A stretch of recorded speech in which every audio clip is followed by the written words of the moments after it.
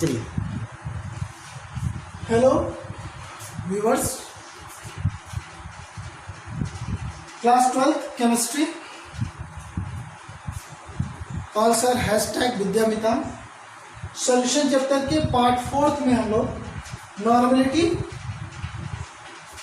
And mole fraction इससे related जो भी आपके कॉन्सेंट्रेटेड सॉल्यूशन के एक्सप्रेशन मेथड में अपना ये थर्ड पॉइंट जो आपका नॉर्मेलिटी, और इसके बाद हम लोग मोल फ्रैक्शन के बारे में जानेंगे। तो फर्स्ट आता है आपका normality. Normality, what is normality? It is the number of mole, it is the number of gram equivalent, sorry यहाँ मोल नहीं होगा, it is the number of gram equivalent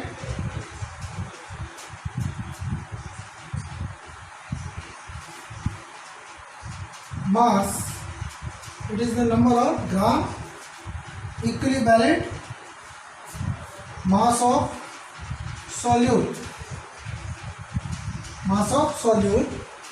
dissolve in per liter of solution।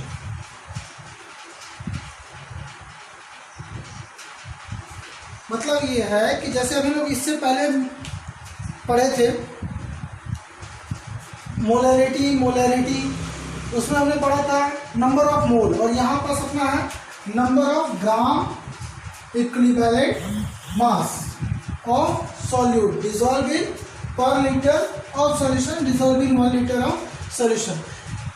It is denoted by normality, it's denoted by capital N। So according to this definition, formula of normality, capital N equal gram equivalent mass of solute upon gram। अब देखिए यहाँ पास है ग्राम equivalent mass of solute upon volume in liter, gram equivalent mass of solute upon volume in liter। so अब इसको और ज़्यादा अगर हम डिस्क्राइब करें ग्राम इक्विवेलेंट मास, सो ग्राम इक्विवेलेंट मास इक्वल क्या होता है? मास of solute upon gram equivalent, mass of solute upon gram equivalent.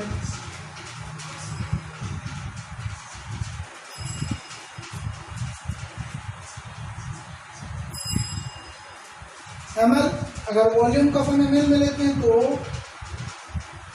1000 upon V in millilitre. तो capital N equal WB weight of solute upon gram equivalent mass of solute into 1000 upon V in millilitre ml। ये आपको finally normality का formula describe होगा। अब problem ये आती है कि देखिए हमने जैसे मोल इक्वल पढ़ा था, number of mole equal weight upon molecular mass, gram equivalent mass equal weight means mass of solute upon gram equivalent. अब ग्राम इक्विवेलेंट या इक्विवेलेंट मास हम कैसे कैलकुलेट करते हैं पर्टिकुलर? अब यहाँ पास डिपेंड करता है कि जो आपका सॉल्यूट है क्या है। सॉल्यूट किस टाइप का सब्सटेंस है? इस type of substance are using in the form of solutes, elements, ions, acids, base, salts etcetera. So suppose if your solute is like any elements, for example like nitrogen in ammonia, so equivalent mass of nitrogen is equal to, अब ये formula क्या होगा? So equal to formula mass of NH3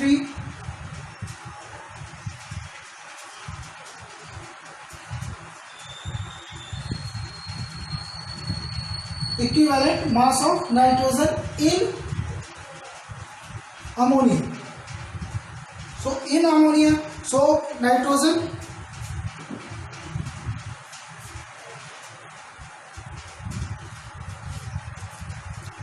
formula mass or atomic mass of nitrogen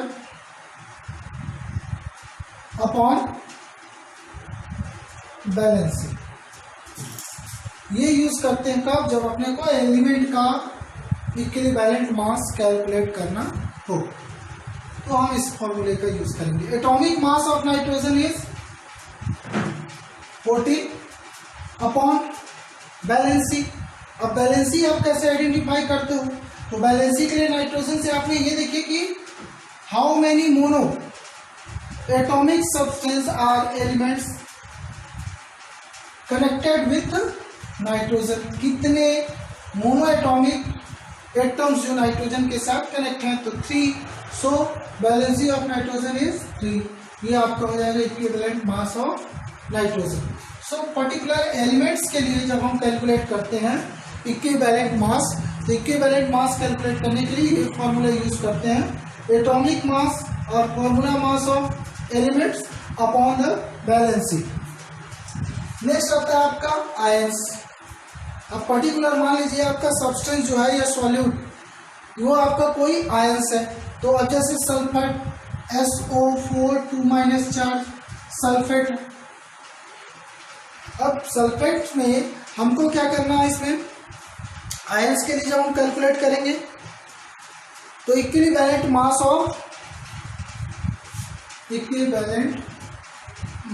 of sulphate ions is equal to formula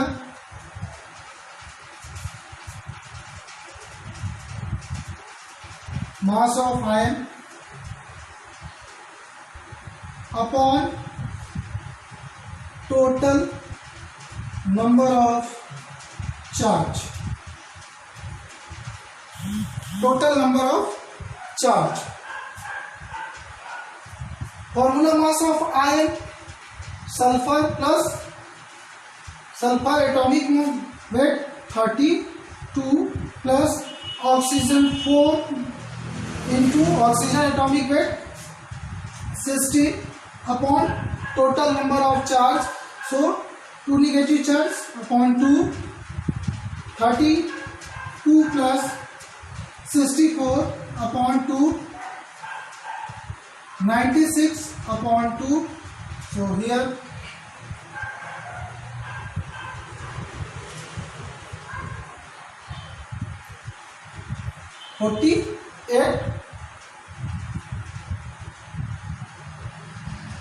48 is the equivalent mass of sulfate ion.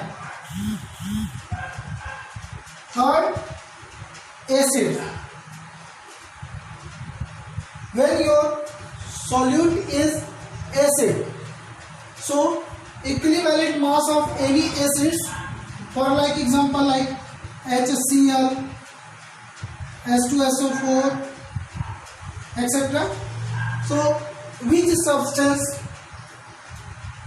have hydrogen ions? अगर हम definition according to आयनियस आपको बता सकते हैं कि acid बोलते किसको हैं, तो when substance dissolve in water and it's give H plus positive charge, H plus ions, it's called acid according to Arrhenius.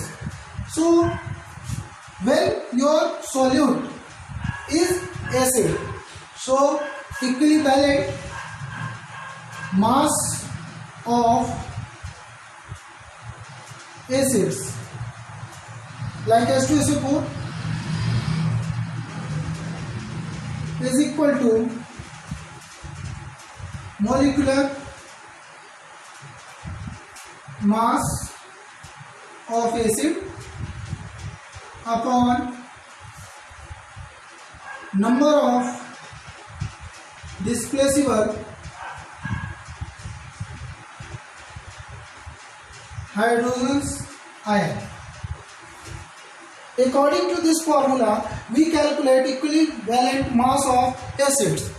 So we calculate equivalent mass of sulfuric acid. So molecular mass of acid, sulfuric acid, is hydrogen 2 into 2, 2 plus 32 plus 64, 98 upon number of displaceable hydrogen ion, H2 means 2, so 49 is the gram equivalent mass of acids.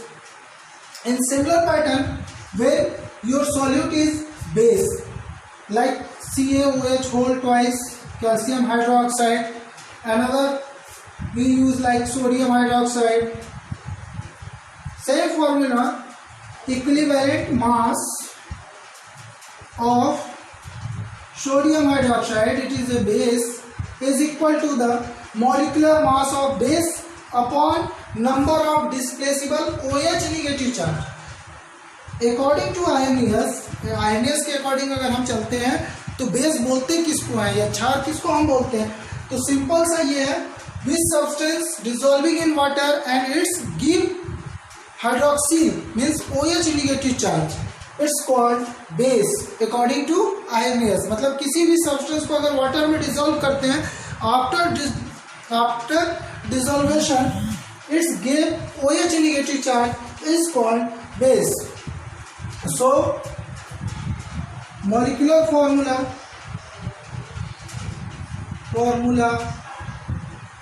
of sodium hydroxide upon number of displaceable OH negative charge. So here molecular formula of sodium hydroxide is 40 upon number of OH negative charge, या OH is 1, so his equivalent weight or mass is 40. Last हम लोग आते हैं salt.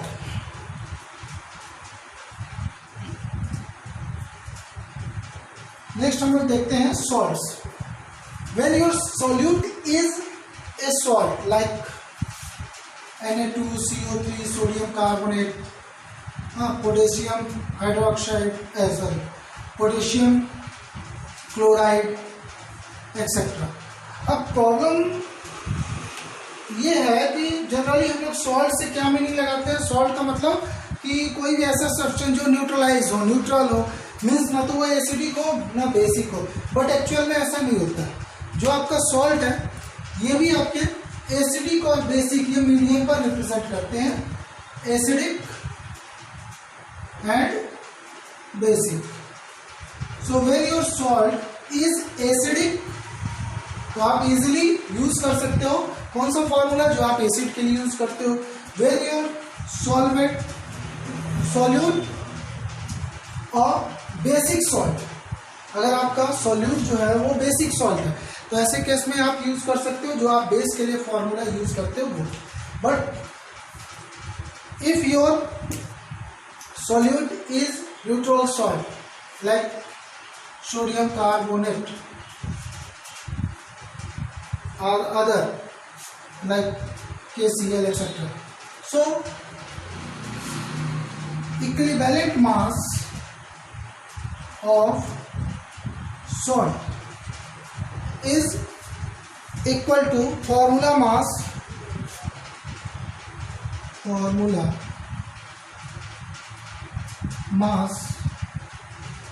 of salt upon total number of positive or negative ions. ये आपका Na2CO3 sodium carbonate. When sodium carbonate is dissolved in any solution, it's formed 2Na plus charge. When it is ionized, जब ये ions में convert होगा, so it's formed 2Na plus charge plus CO3 2 minus charge. Sodium positive charge and carbonate is negative charge. According to this formula mass of salt. So sodium, number of sodium atoms here 2 into 23 plus carbon 1 into 12 plus 3 into 16 hydrogen. So 46 plus 12 plus 48 106.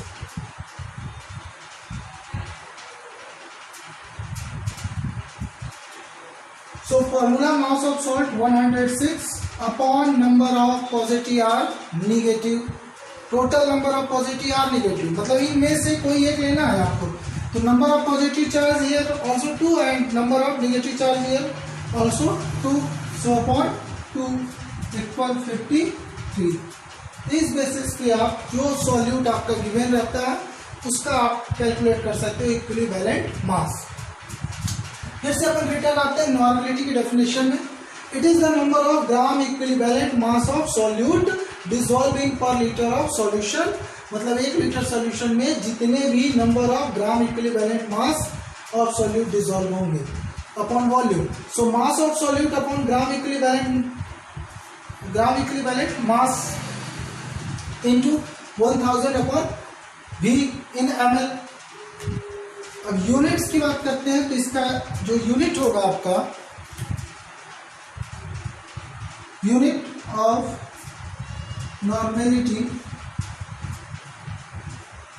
Is equal to gram equivalent mass per litre. Which solution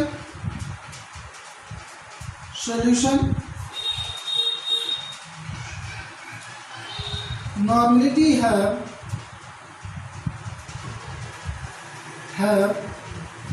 1. It is known as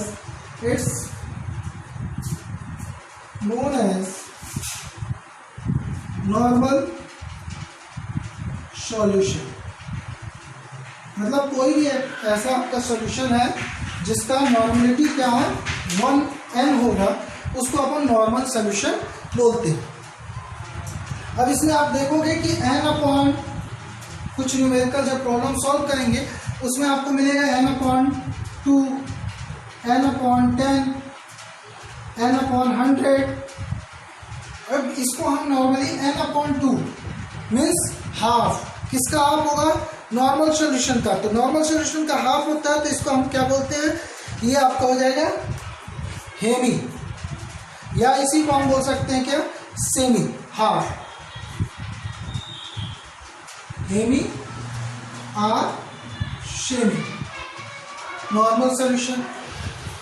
n upon 10, तो n upon 10 होगा तो ये आपका क्या कहलाता है? देसी normal solution, DECI देसी. n अपॉन 100 इसको बोलते हैं हम लोग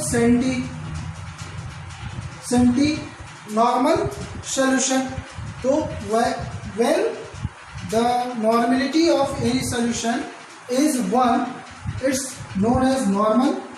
When any solution normality have n upon 2, just half of normal solution is called hemi or semi normal solution. When n upon 10, deci. When n upon 100 is centi.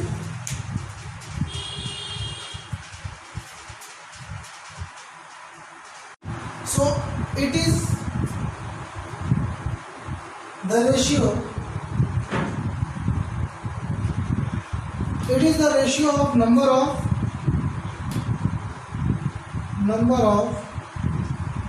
mole of one component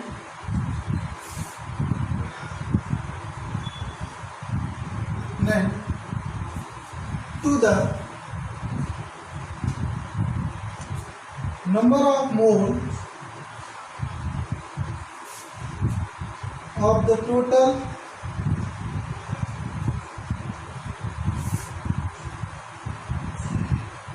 component. देखिए definition क्या बोल रहा, mole fraction. It is the ratio of number of mole of one component. तो हम तो generally पढ़ रहे हैं किसको, बाइनरी. हमने पढ़ा है बाइनरी सॉल्यूशन के लिए. Binary solution, this solution have two components A and B. According to definition, mole fraction, it is the ratio of number of mole of one component to the number of mole of the total components. According to this definition, mole fraction denoted by X, capital X. So X, mole fraction of solute, A solvent and B is solute. So XB is equal to MB upon MA plus NB. Here N, it is the symbolic representation of mole. B, it is the symbolic representation of solute. So mole fraction of solute is equal to the mole fraction of number of mole upon the total number of solution, या total number of component A and B. Another XA, so XA equal NA upon NA plus NB.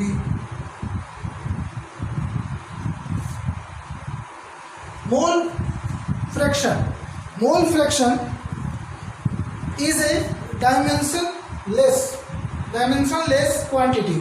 अब देखिए यहाँ पास इसको हम बोल सकते हैं कि इसका कोई भी यूनिट्स नहीं होता. रीजन क्यों है यूनिट्स नहीं होता, क्योंकि देखिए आप number of mole upon mole upon mole same unit होने की वजह से ये कैंसिल हो जाएगा.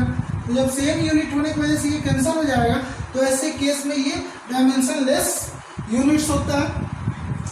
एक फॉर्मूला और होता है XA plus XB when the sum of mole fraction of the solvent and solute is always equal to 1.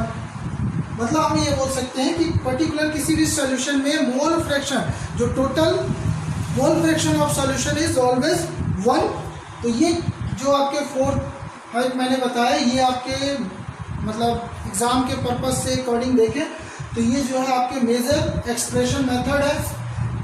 Molarity, normality and mole fraction. अब मोल फ्रैक्शन से रिलेटेड हम एक न्यूमेरिकल्स देखते हैं, कुछ आपके बुक्स में होंगे. एक न्यूमेरिकल से हम क्वेश्चन देखते हैं जिसमें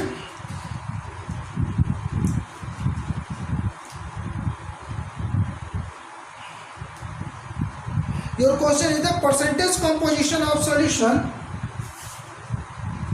percentage composition of solution X equal 45%, Y equal 15%, Z equal 40%. Calculate let mole fraction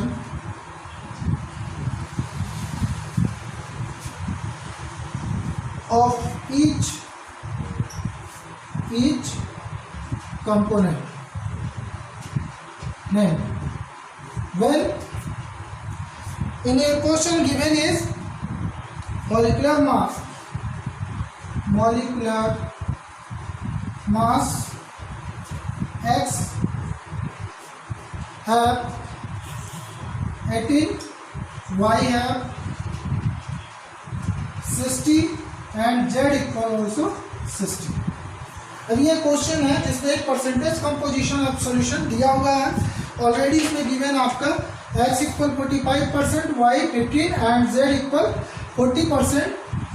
mole fraction हमको सबका अलग अलग कैलकुलेट करना है. Mole fraction of x y z molecular formula या molecular mass of x y and z ये आपका given. अब कैसे करेंगे?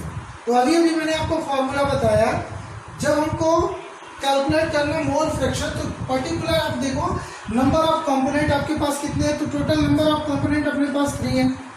एक्स वाई जेड परसेंटेज में वेट दिया. अब अपने को चाहिए number of mole N equal होता है weight upon mass, molecular mass.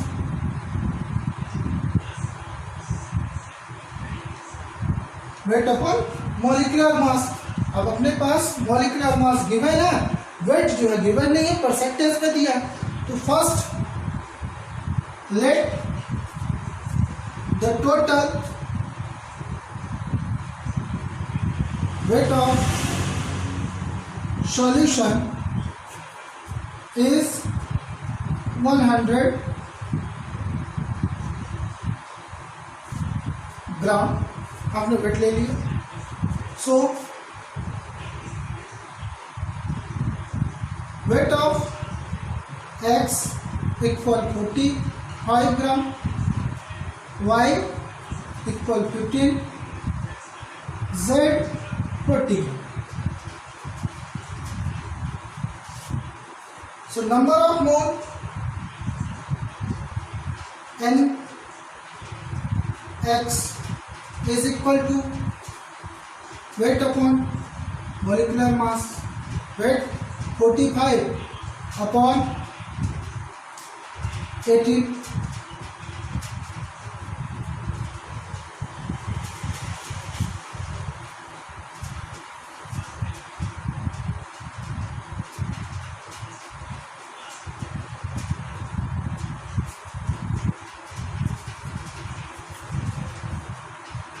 Next, n y number of mole of solute आपका क्या है?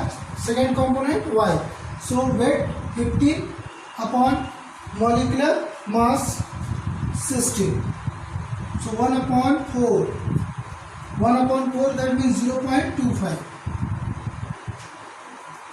next n z number of mole of z. so 40 upon 60.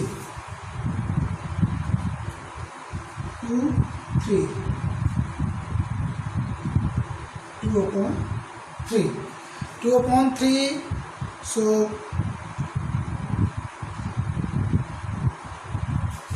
2 divided by 3, 0.66. so 0.67 approximately. ये आपने क्या किया? Separately nx, ny, nz मतलब number of mole of x, number of mole of y, number of mole of z आपने calculate किया. अब अपने को मोल फ्रैक्शन जब हमको फाइनली जो अपना क्वेश्चन है उसमें क्या पूछा है आपका? Mole fraction, percentage composition of solution X Y Z, calculate the mole fraction of each component. तो first mole fraction means X. So nx upon क्या बताया था इसमें मोल फ्रैक्शन के लिए? It is the ratio of number of mole of one component upon number of mole of total component. So nx plus ny plus nz. nx 2.5 upon 2.5 plus 0.25 plus 0.67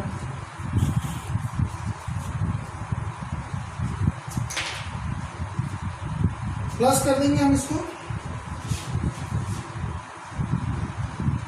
2.5 plus 0.25 plus 0.67. So 2.5 upon 2.92.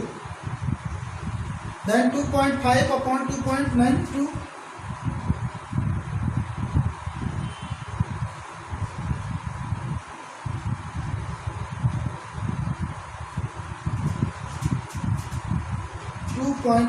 divided by 2.92, 0.856. Next, x, y, mole fraction of component y. So ny upon nx plus ny plus nz. Ny, so ny number of mole 0.25 upon the sum of total 2.92.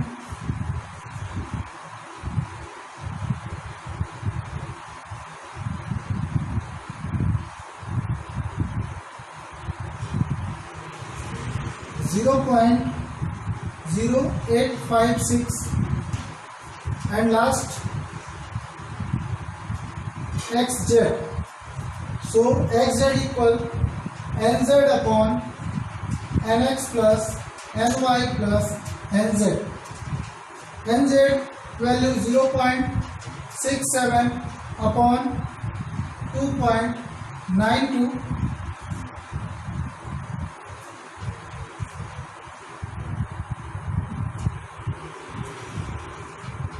It is 0.229.